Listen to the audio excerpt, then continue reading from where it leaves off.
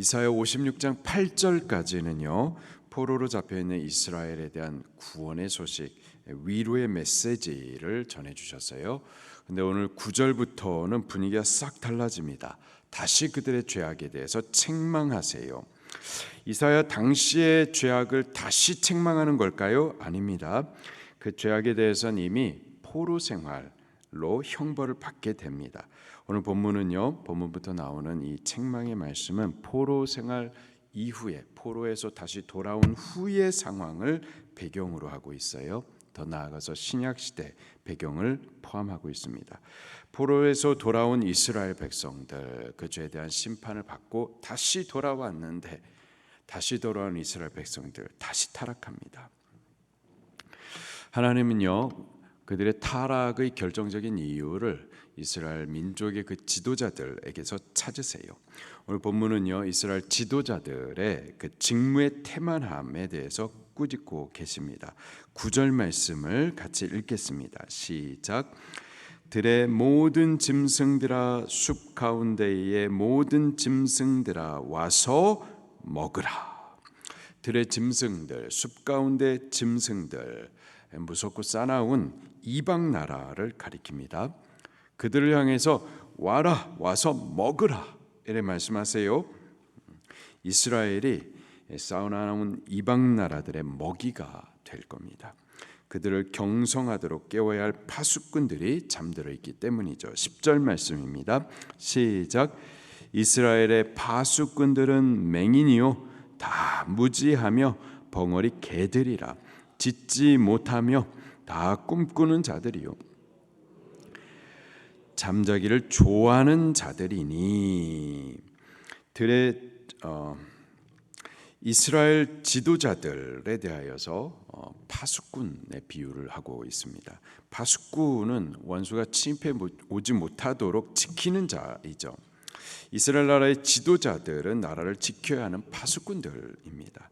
그들은 경성하고 깨워가지고 원수가 침입하는 것을 침입 못하도록 감시하고 또 백성들에게 경고를 해 주어야만 해요.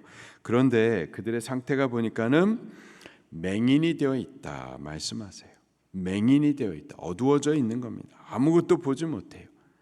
원수, 영적 세계 그 실체에 대해서, 원수 마귀의 계계와 공격에 대해서 전혀 무지합니다. 또 그들에 대해서 벙어리 개들이라고 또 이렇게 비유를 하여 말씀을 하세요. 벙어리 개들, 그들은 벙어리 개들이라 짖지 못하며.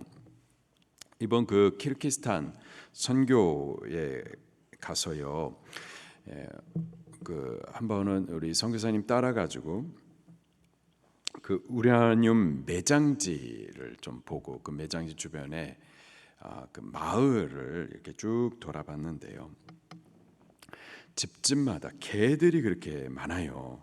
그 마을을 지나가는 한 30-40분 동안에 집집마다 개들이 그냥 그렇게 지저대는 거예요.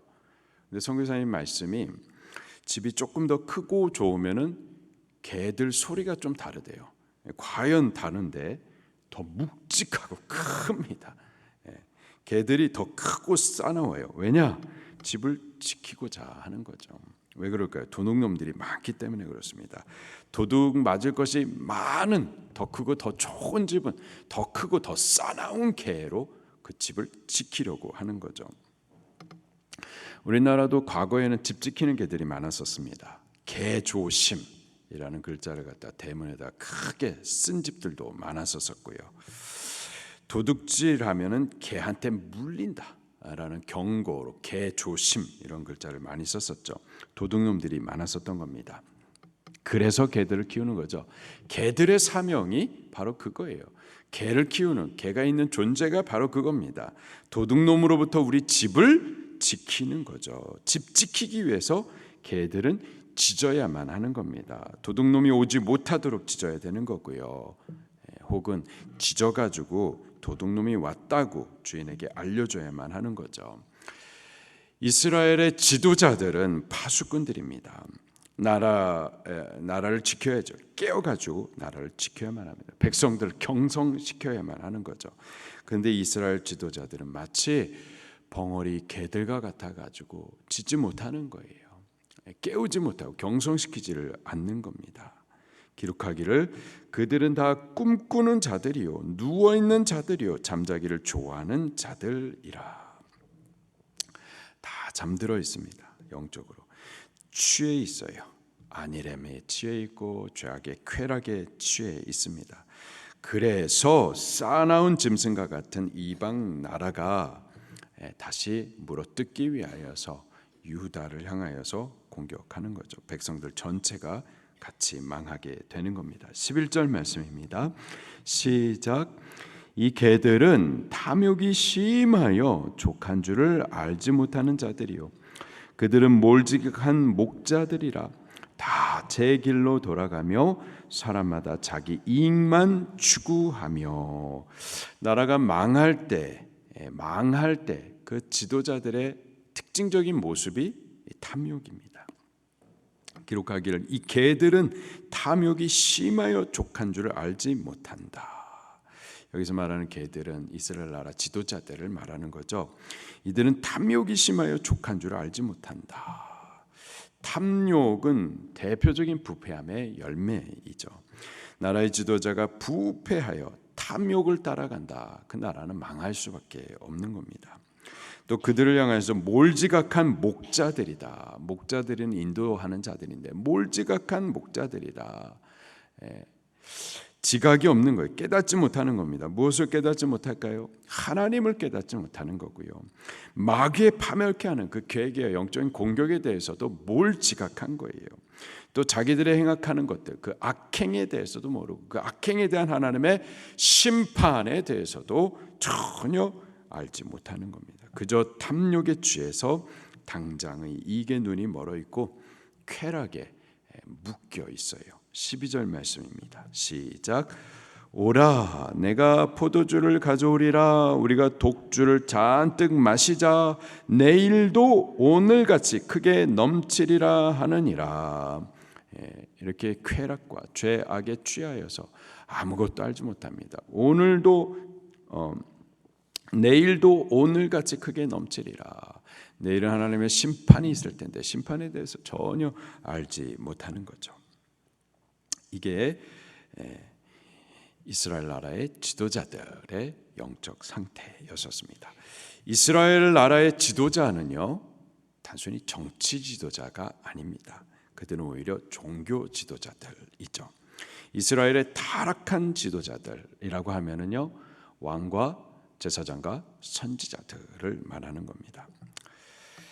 예수님 믿고 거듭난 우리 교회를 향하여서요 신약 성경은 왕 같은 제사장이라고 말하고 있어요. 그리고 우리 교회가요 이 세대를 향하여서 선지자적인 사명을 갖고 있습니다. 우리 교회가 바로 나라와 민족을 지켜야 하는 파수꾼들이고요 또 목자들인 겁니다. 깨우도록 경성시키기 위하여서 지져야 되는 자들인 거죠. 우리 교회가 깨어서 파수꾼의 사명을 바르게 하면은요 나라는 복을 받게 되어 있는 거예요. 반대로요 나라가 망하는 이유는 어디 있을까요? 누구 대통령 때문이다. 정치 지도자들 때문이다. 더 궁극적으로 보면은 더 본질적으로 보면은 영적으로 보면은 진리 안에서 보면 우리 교회 때문인 거죠. 우리 교회가 영적으로 맹인이 되어서 무지하기 때문인 거고요. 벙어리 개들이 돼가지고 짖지 않기 때문입니다. 하나님에 대해서 경성시켜줘야 돼요. 죄에 대해서 말해야 돼요. 심판에 대해서 깨우쳐줘야 되는데 그러지 않기 때문인 거죠. 또 교회가 성도가 탐욕으로 타락하고 죄악으로 취해 있기 때문에 교회가 타락하기 때문에 부패하기 때문에 나라가 망하는 거죠. 정치 지도자들 중요합니다. 성경에서 보면요 왕이 누구냐 굉장히 중요해요. 하나님께서 나라에게 복을 주실 때 혹은 심판하실 때 왕을 통해서 하십니다. 왕 어떤 왕이 세워지느냐에 따라서 나라가 복을 받기도 하고 또 하나님의 심판을 받기도 하죠. 대통령이 누구냐 법을 세우는 국회의원이 누구냐 중요합니다. 그들을 통해서 나라의 흥망성쇠가 결정이 되죠. 근데 대통령이 누구냐, 법을 세우는 국회의원이 누구냐, 그것은 드러나는 열매일 뿐입니다. 드러나는 열매일 뿐이고 우리 교회의 경건함과 타락함의 열매로 드러나는 것이 바로 대통령과 국회의원인 거죠. 나라의 지도자들인 겁니다. 우리 교회가 파수꾼의 사명을 바로 해야만 할 줄로 믿습니다. 오늘 하루를 살면서도요, 우리 각 사람이 보내진 각 처소에서 우리 복음의 빛을 비추고 또 거룩하고 정직한 삶으로 소금의 사명들을 해 나갈 수 있게 되기를 예수님 이름으로 축원합니다. 말씀 붙들고 통성으로 기도하시겠습니다.